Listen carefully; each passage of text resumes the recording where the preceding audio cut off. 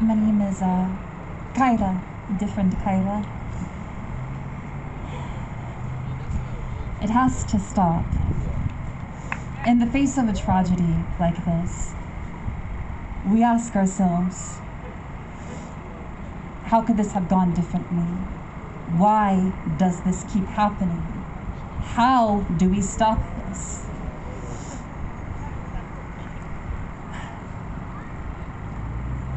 Gathered here tonight, this community is holding each other in this process of grief and of healing, feeding each other, caring for each other.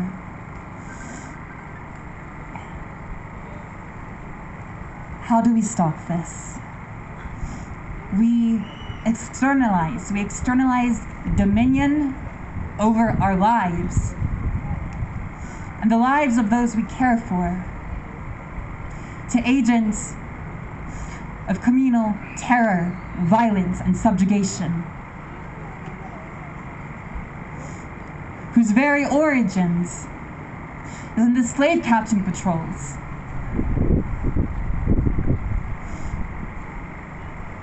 The profoundest form of subjugation and violence from the very onset. It is therefore no surprise that 300, 200 years later, these same patterns of violence are continuing to perpetuate themselves, seeding ripples and echoes of tragedy in one community after the next. You want to stop this?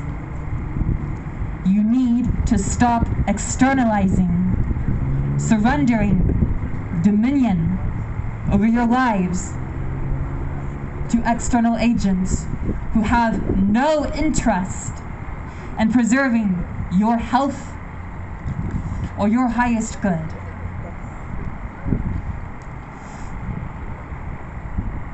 Here, tonight, members of this community have come together to care for each other.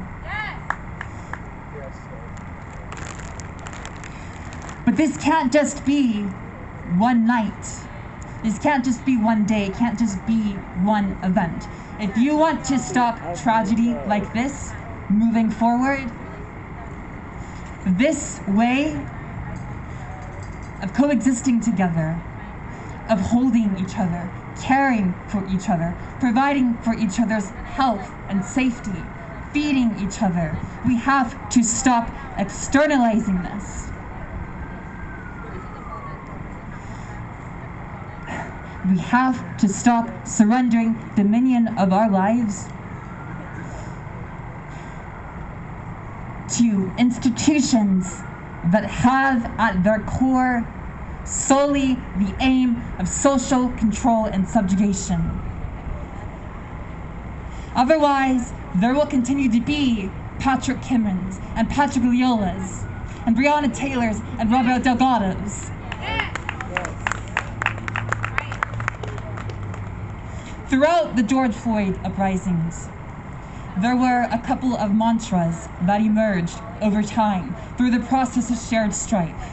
Among these was, we protect each other. Stay together, stay tight. That is what this community is doing together here and now. Now, how often do you check in with your neighbors? Do you ensure that the people on your block are fed? Do you wait for government agents to come and fix the pothole on your road that's been giving you hassle for months on end?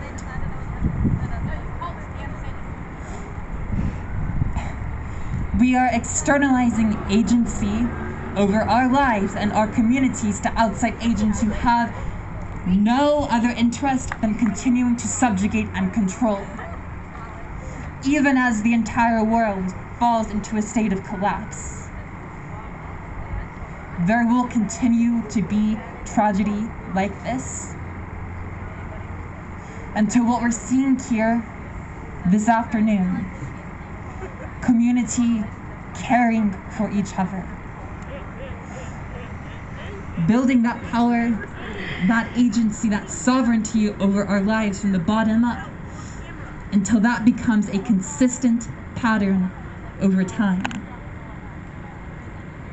When we stop fearing our neighbors, when we stop fearing our neighbors and start caring for each other. We have been taught to fear each other. We have been taught to fear each other, and that fear controls our lives, and it leads to the perpetuation of this tragedy. So I ask you to turn your face away from fear and toward a radical redefinition of love that's not just some platitude to generate complacency, but a love that calls us into holding each other, caring for each other in this way, as you are here this evening, commemorating and mourning the life of Robert Delgado in this process of community healing, to continue this moving forward, to not simply return to your atomized lives and forgetting that you all exist, and that this sense of camaraderie that you feel with one another tonight in this process of community mourning and healing, that this can be a way of life. And that is how we stop this. Woo!